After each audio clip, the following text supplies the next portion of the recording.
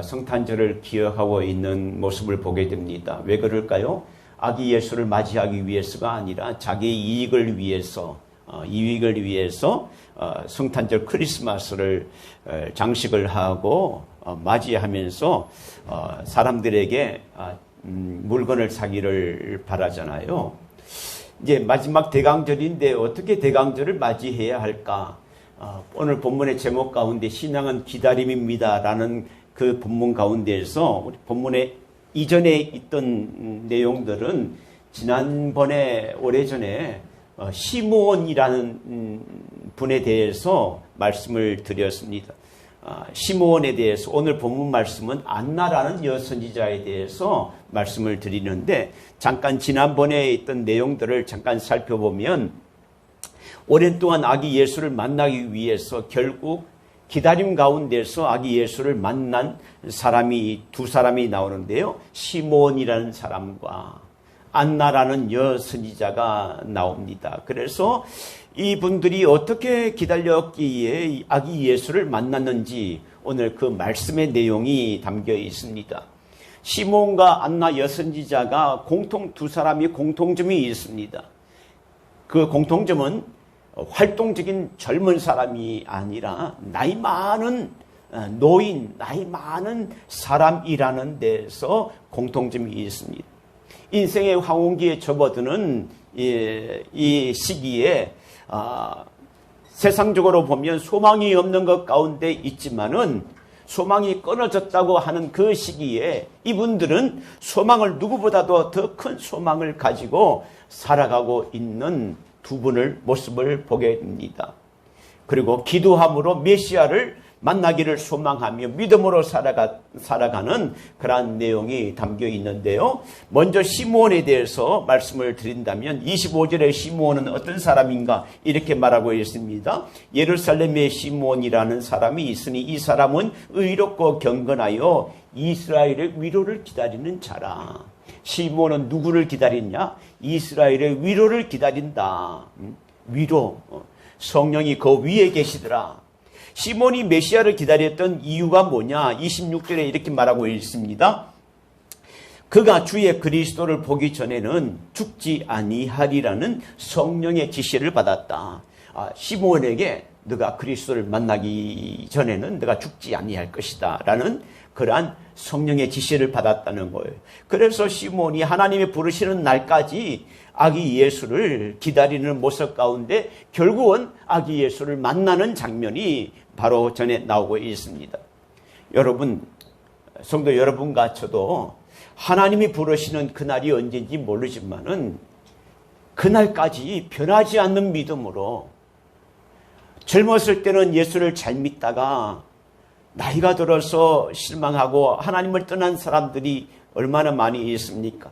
또 나이가 들어서 하나님을 믿는 믿음이 식어지고 또 희미해지는 하나님이 나를 구원하셨는지 알지 못하는 그러한 사람들도 있습니다. 그런데 저와 여러분은 하나님이 부르시는 그날까지 변하지 않는 믿음을 가지고 살아가는 그러한 은혜가 있게 되기를 축원합니다. 자, 그런데 이 시몬이요, 아기 예수를 만났는데 언제 만났냐? 성전에서 만났는데 결례가 되었을 때에, 결례라는 것은 아기를 낳은 산모가 아기를 놓고 난 뒤에 40일이 지나면 몸이 깨끗해졌다는 것을 제사장에게 와서 확증을 받는 예식이 있는데 그것이 바로 결례라는 예식입니다. 그래서 마리아와 요셉이 교회 성전에 들어와서 이제 결례를 행하는 것 가운데 있어서 성전에 왔고, 또 그 당시에 첫 아기는 하나님께 바쳐져 있기 때문에 바쳐졌다고 그랬잖아요. 그래서 하나님께 바쳐져는 그런 예식을 하기 위해서 아마 두 가지에 아마 다 같은 의미가 있지 않겠는가 생각하면서 아기 예수를 데리고 성전에 왔습니다. 그래서 시몬은 힘든 기다림 가운데서 아기 예수를 만나게 된 것입니다. 아기 예수를 만난 시몬은 마음속으로 그렇게 생각했을 것입니다. 야, 내가 정말 잘 참았지. 내가 잘 기다렸지. 하나님의 약속을 믿고 기다릴 수 있게 됨에 대해서 하나님께 감사했을 것입니다. 그리고 사명을 내가 감당했으니까 하나님 이제 종을 평안히 놓아주세요 라는 기도를 드렸습니다. 렘브란트라는 사람이 유명한 미술가가 있는데요. 이 미술가가 그린 그림이 있어요. 그것을 한번 소개하는데요. 이 그림이 잘 안 나오죠. 시몬이 아기 예수를 안고 하나님 앞에 기도합니다. 하나님 이제 종의 사명을 다했으니까 종을 이제 평안히 놓아주세요. 그림이 또 뒤에가 더 잘 보이네요. 그렇게 하는 기도를 렘브란트가 드린 모습을 보게 됩니다. 여러분, 사명을 다했다는 것은 얼마나 참 감사합니까? 제가 어저께 고강승산교회를 다녀왔습니다. 문일규 목사님이 이제 은퇴식을 하는 그 교회를 이제 방문을 했는데, 문일규 목사님이 이제 원로 목사님 되시는 28년간 목회를 하셔서 원로 목사님 되시는 것 가운데 마지막에 인사를 하시면서 이렇게 인사를 하시더라고요. 자기가 지금까지 하는 일들 가운데 정말 하나님 앞에 드릴 수 있는 것은 모든 것이 하나님의 은혜였다라고 말하고 있습니다. 모든 것이 하나님의 은혜였습니다. 내가 나된 것도 하나님의 은혜고, 또 목회한 것도 은혜고, 지금까지 지켜주신 것도 모든 것이 하나님의 은혜였다. 얼마나 참 귀한 고백입니까? 기다리는 순간, 목회하는 순간 힘들고 어려운 시절이 얼마나 있었겠어요. 평탄한 일도 있었지만은 또 힘든 일도 있었을 것입니다. 그러나 지나고 보니까 하나님의 은혜였다는 고백을 할 수 있었습니다. 신앙은요, 결국은 신앙은 기다림입니다. 기다림입니다. 신앙은 우리의 믿음의 행진은 단거리로 가는 것이 아니라 먼 장거리 경주를 가는 것입니다. 그래서 이 장거리를 가는 기간 가운데서 마라톤 선수가 얼마나 그 꼬린 지점을 향해 갈 때에 고통스러웠던 그 순간들이 있었잖아요. 그런데 마지막에 다 도달했었을 때에 얼마나 감사했을까요? 그리고 자신이 이 다 지켜왔던, 끝까지 인내했던 자신의 모습을 바라보면서 참 감사하다는 그런 생각을 했을 것입니다. 마찬가지로 신앙도 기다림입니다. 비록 고통이 따르고 괴로움이 있지만은 그 기다림을 통해서 우리 신앙은 더욱더 새로워질 수 있다는 것입니다. 오늘 시몬과 같이 끝까지 기다림 가운데서 아기 예수를 만난 사람을, 또 한 사람을 소개하고 있는데, 오늘 본문 말씀을 읽었던 사람입니다. 그 사람이 누구인가? 36절에 한번 볼까요? 그 사람에 대해서 자세히 소개하고 있는데 이렇게 말하고 있습니다. 또 아셀 지파 바누엘의 딸 안나라 하는 선지자가 있어 나이가 매우 많았더라. 그가 결혼한 후 7해 동안 남편과 함께 살다가, 첫째 아셀 지파라고 말합니다. 이 안나라는 여 선지자가 있는데, 이 사람이 아기 예수를 기다리는데 이 사람은 출신이 누구냐? 아셀 지파라는 거예요. 여러분, 아셀 지파를 들어보셨어요? 이스라엘 야곱의 12지파가, 아들이 12지파가 있는데요. 아셀 지파라고 합니다. 우리가 잘 알고 있는 시몬, 레위, 유다, 요셉, 베냐민, 에브라임 이렇게 들어봤지만은 아셀이라는 지파는 사실 잘 못 들어보았습니다. 그래서 뭐라 그럴까, 이름이 있는 그런 지파가 아닙니다. 유명하지 않는, 쉽게 말해서 별 볼로 없는 지파입니다. 그래서 제가 이 아셀 지파가 도대체 뭔가 찾아봤습니다. 그런데 야곱이 아내가 있었습니다. 제일 처음에 했던 아내가, 결혼했던 아내가 레아였잖아요. 그 다음에 라헬이었습니다. 그 다음에 두 여종을 같이 또 데리고 있었는데, 실바라는 여종과 결혼해서 또 아이를 2명을 낳게 되고, 또 비라라는 여인과 함께 낳았는데, 이 아셀이라는 이 지파, 이 사람은 누구냐면 실바의 아들, 실바의 여기 보면 아셀 지파 실바의 낳은 사람이 바로 아셀이라는 거예요. 그런데 아셀 지파의 바누엘의 딸이라고 합니다. 실바의 조상을 들고 있는 그 자손 중에서 바니엘이라는 사람이 있는데 그 사람의 딸이 안나라는 사람이에요. 바누엘은 히브리어로 버니엘이라고 말합니다. 여러분, 버니엘이라는 말을 우리가 어디에서 들었습니까? 야곱이 야복강에서 천사와 씨름하고 난 뒤에 씨름해서 내가 하나님을 만났지만은 하나님과 만났지만은 내가 죽지 아니했다. 하나님의 얼굴을 내가 배웠다라고 해서 버니엘, 이거 이름을 버니엘, 하나님의 얼굴이라는 그 이름을 줬잖아요. 그래서 버니엘이라는 이 이름을 보게 됩니다. 그래서 이 아셀 지파 또 이름이 버니엘, 또 바니엘의 딸이고 이름은 안나라는 이름을 가진 여선지자였습니다. 안나라는 히브리어로 또 뭐냐면 한나라는 이름이에요. 한나의 이름의 뜻이 뭐냐? 은총이라는 뜻이에요. 은혜라는 뜻입니다. 비록 유명하지 않는 지파에 별 볼 일 없는 그런 지파이지만은, 그러나 이 안나는 믿음의 조상의 믿음의 가문인 것을 보게 됩니다. 자, 그래서 이 안나, 우리 한나 집사님도 아마 이제 한나라는 뜻이 있으니까 은총, 은혜라는 그 이름의 뜻인데, 자, 이 이름을 가진 이 안나 여선지자는 또 어떤 선지자냐? 여자 선지자였어요. 보통 남자 선지자들이 많은 것 가운데서 대부분 남자 선지자들인데 이 안나 선지자는 여자였습니다. 그러니까 여자가 선지자였다는 것은 이 여인이 하나님을 말씀을 사모했다는 것을 보게 되겠고, 사람들에게 말씀을 가르치기도 하고 전하기도 하는 자였다는 것을 말씀하고 있습니다. 그런데 이 여인이, 이 안나 여선지자가 보면 결혼을 나이가 매우 많았더라. 그가 결혼한 후 7해 동안 남편과 함께 살다가 7해 동안 결혼해서 남편과 함께 살았어요. 그런데 그 다음에 37절에 보면 이렇게 말합니다. 과부가 되고 84세가 되었더라. 남편과 함께 살았던 7해 동안에는 그래도 그 당시에는 남편과 함께 남편이 모든 것을 이끌어가기 때문에 남성 우위 사상이잖아요. 그러니까 괜찮았지만은 그 후에 과부가 되고 난 뒤에 84세가 되었더라.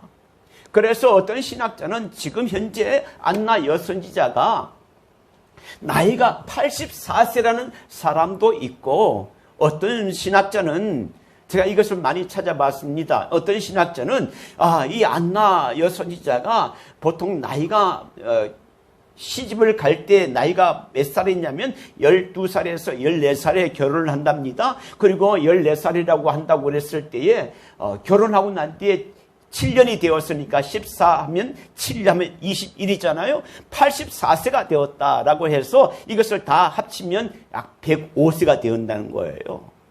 그런데 정확하게 성경에서는 내가 신학 서적을 찾아봐도 이 금액의 이 나이에 대해서 분명하게 나오지는 않더라고요. 그런데 중요한 것은 나이가 많았다는 거예요.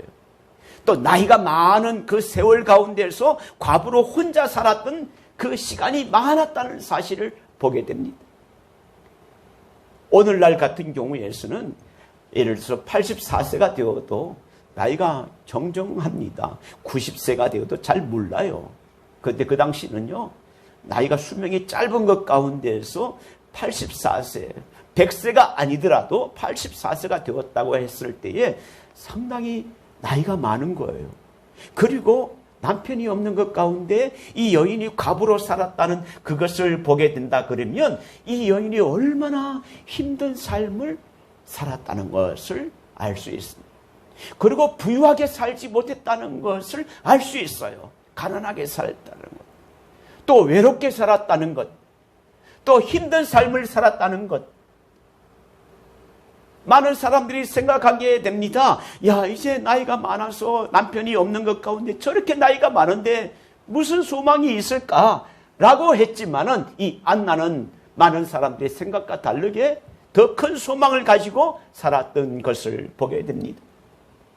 당시에 이 유대 사회는 로마 식민 통치하에 있기 때문에 많은 유대 사람들은 우리를 해방시켜줄 정치적 메시아, 우리를 구원할 자를 기다리고 있었는데 시몬과 같이 안나와 같이 경건한 사람들은 우리를 구원할 자, 정치적 메시아가 아니라 우리를 성경의 예언대로 우리의 백성들을 구원하실 분, 우리의 죄에서 구원하실 분을 기다리기 위한 그러한 기다림을 갖고 있었다는 것을 보게 됩니다. 그래서 어떤 기다림을 갖고 있느냐? 자, 37절에 한번 읽어볼까요? 자, 37절 같이 읽겠습니다. 시작. 84세가 되었더라. 이 사람이 3년을 떠나지 아니하고 이스라엘을 독식하며 기도하고 섬기더니. 자, 이 사람이 어떻게 되었냐? 남들이 소망이 없다고 하는 이 사람이 어떤 삶을 살았냐? 성전을 떠나지 아니하고 성전을 떠나지 아니했대요. 우리 교회는 젊은 교회잖아요. 제가 있던 교회는 성도들이 많기 때문에 나이가 많은 분들이 있어요. 그런데 80세 된 권사님들, 노권사님들도 계시고 더 많은 권사님들, 또 나이가 많은 남성분들, 집사님들도 계세요. 장로님들도 계셨고. 그런데 그분들이요, 예배 시간에 거의 앞자리에 있어요. 앞자리.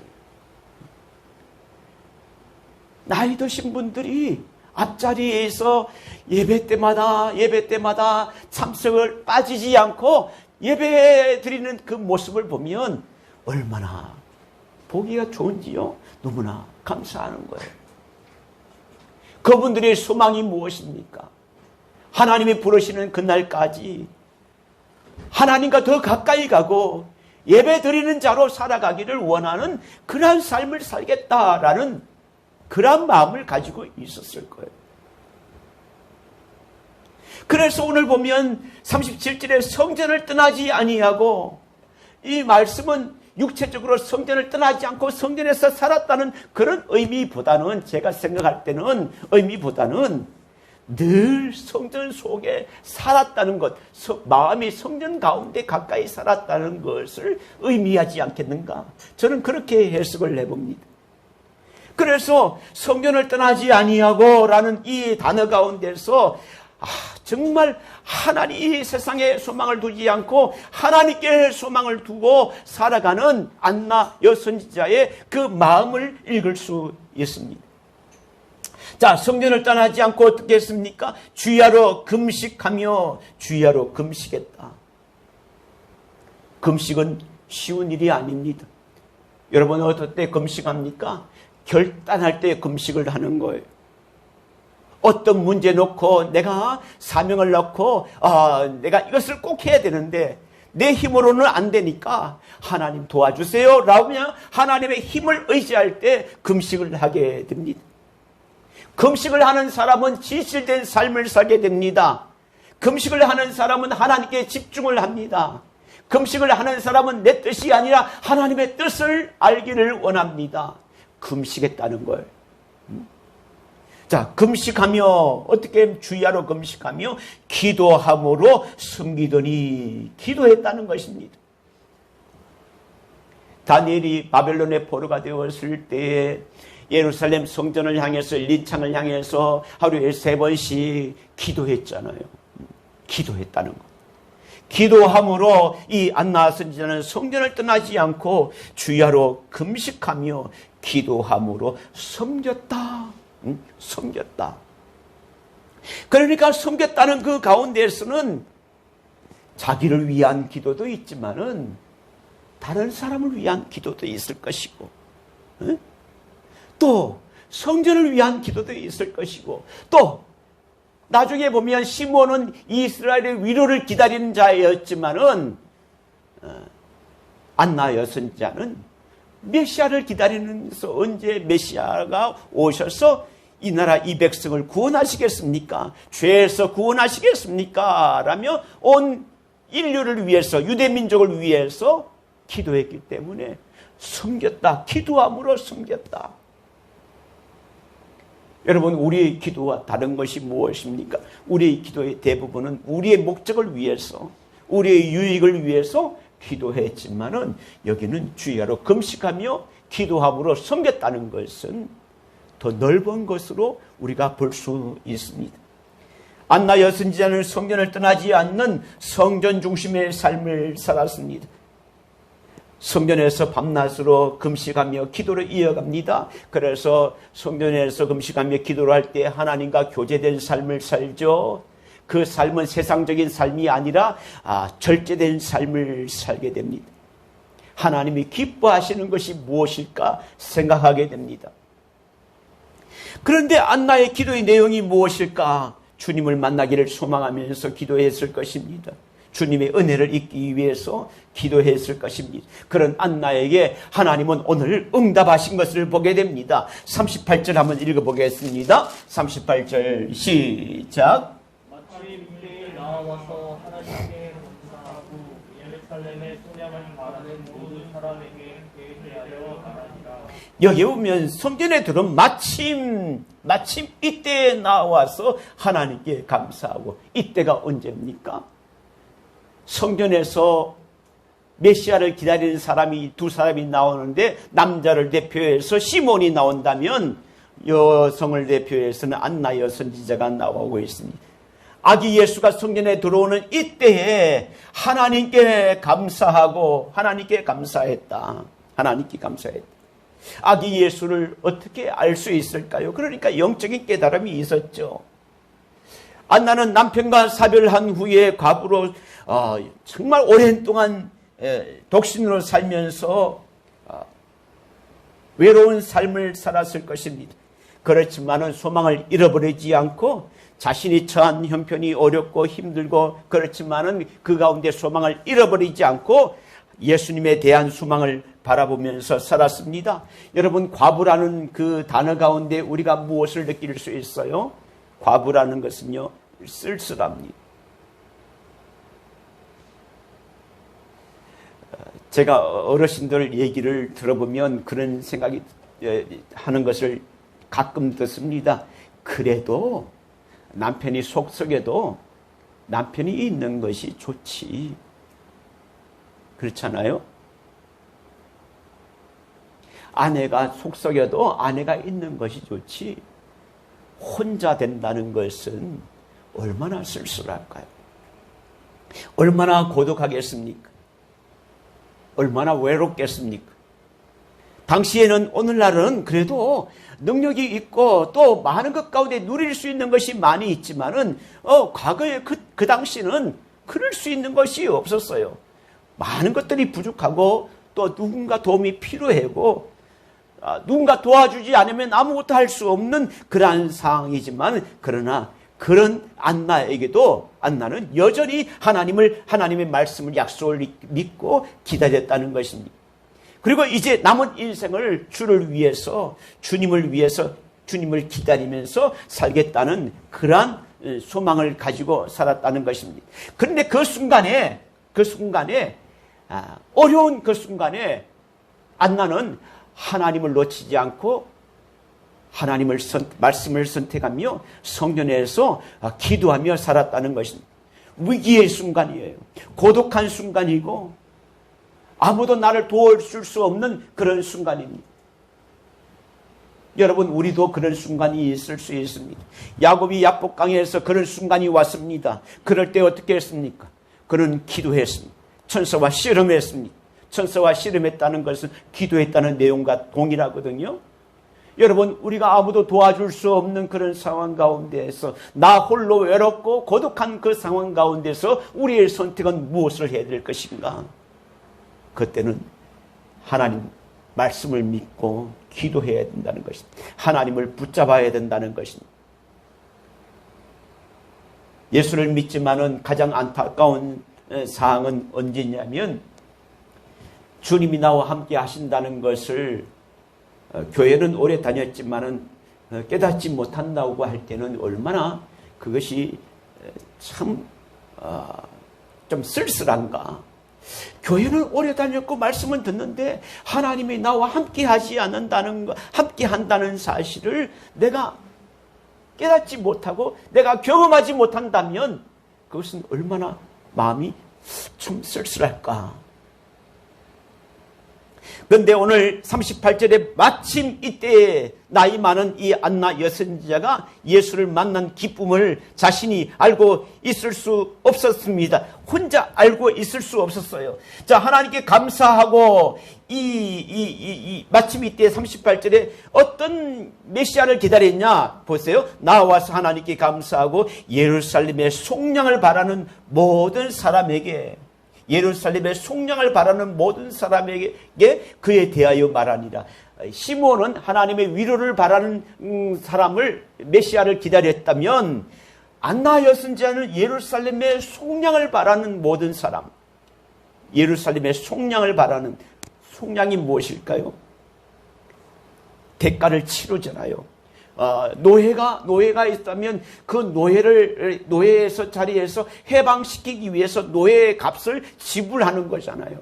그러니까 우리가 죄의 자리에서, 죄로 인해서 사망의 자리로 지옥에 갈 수밖에 없었던 그 자리에서 우리를 구원하시기 위해서 예수님이 오셨잖아요.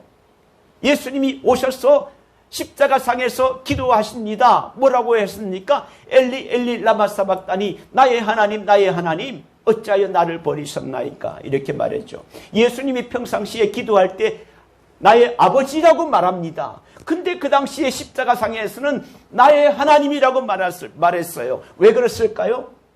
하나님이 예수 그리스도를 버리셨기 때문에 아버지가 아닌 거예요. 그 모든 속량함이 있기 때문에, 죄의 모든 것들을 예수님께서 속량함을 덮었었기 때문에 아버지가 아닌 거예요. 그래서 나의 하나님, 나의 하나님이라고 말하고 있습니다.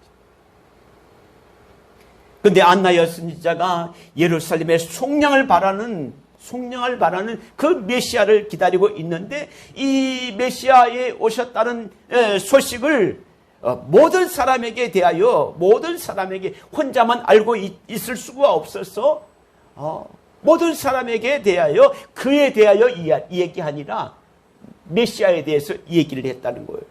렘브란트의 이 그림 가운데 또 두 번째 그림이 있는데요. 제가 또 찾아봤습니다. 자, 보세요. 이 사람이 잘 안 되는데, 이 노인이잖아요. 남자 노인인데 아기 예수를 잡고 있어요. 그리고 종을 평안히 놓아주세요. 먼저 번에 이 사진이 그렇다면, 이 사진은 이제 안고 있어요. 그런데 이 마리아가 있고 요셉이 있습니다. 요 뒤에 누가 있냐면 노인 여자가 있어요. 안나라는 여선지자가 있어요. 그렇게 렘브란트가 그랬다는 거예요. 진짜 예수님이시네. 진짜 메시아시네. 진짜 이스라엘 속량을 바라시는 분을 기다렸는데 진짜 오셨네 라고 깜짝 놀라는 그러한 장면을 렘브란트가 그렸다는 사실입니다. 그래서 이 소식을 나만 갖고 있는 것이 아니라 모든 사람에 대해서 그에 대하여 말하니라. 복음을 전했다는 사실입니다. 안나는요, 기꺼이 축복의 통로가 된 것입니다.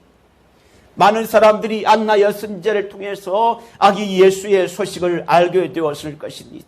안나로부터 들었던 소식은 우리를 구원할 메시아가 탄생하셨다는 그런 소식입니다.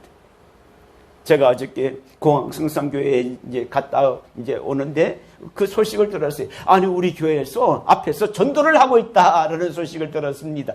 그래서 근데 이 박서연이가 얼마나 전도를 잘했는지 설명을 이렇게 하더라고요. 우리 전도사님과 우리 조집사님 또 모세 우리 선생님하고 하는데 주일학교 학생들이 이제 마치고 어제 행사를 갔다 와서 이랬는데, 서연이가 전도를 하면서 사청에 우리 교회 가면요 밥도 공짜로 주고요 뭐 했다는 거예요. 그리고 참 좋은 목사님이 계시다고 했다는 거예요. 야, 진짜 너무너무 잘했어요. 너무너무 잘했습니다. 야, 여러분 보세요. 이 안나가 이 기쁜 소식을 나만 알고 있지 않고 모든 사람에게 그에 대하여 말하니라. 주님의 은혜를 입은 자는, 말씀을 마치겠습니다. 주님의 은혜를 입는 자는 주의 전을 사모하는 사람입니다. 여러분, 오늘 우리가 예배 자리에 와 있는 것도 얼마나 하나님의 은혜입니까? 하나님의 은혜. 우리가 다른 곳에 있지 않고 예배 자리에 있는 것도 하나님의 은혜입니다. 저와 여러분이 주님의 은혜를 입은 자임을 여러분 믿으시길 바랍니다. 세상의 유혹을 따라서 가는 것보다도 주님의 전에서 지내는 것이 얼마나 행복한 것인가. 세상의 것을 즐기기보다도 주의 전에서 찬양하고 말씀하고 기도로 다시 오실 주님을 기다리는 오늘 시몬과 안나 여선지자처럼 우리들도 성전을 떠나지 않고, 여러분이 나이가 많고 노년이 되고 그럴 때라도 성전의 앞자리에서 주님을 만날 날을 소망하면서, 그리고 마지막 순간에 이제 종을 평안히 놓아주십시오. 이제 내 사명은 다했습니다. 주님을 만나기를 원합니다. 그러한 참 아름다운 고백이 주님을 기다리면서, 대강절을 기다리면서, 또 재림하실 주님을 바라보면서 이런 믿음의 고백, 아름다운 고백이 저와 여러분의 고백이 되기를 간절히 축원합니다. 기도하겠습니다. 감사합니다. 세상 사람들은 소망이 없다고 하는 그 가운데에서 소망을 가지고, 더 큰 믿음을 가지고 아기 예수를 만나서 정말 이 기쁜 소식을 모든 사람에게 대하여 전했던 안나 여선자를 보게 됩니다. 하나님, 대강절 마지막 주간에 성전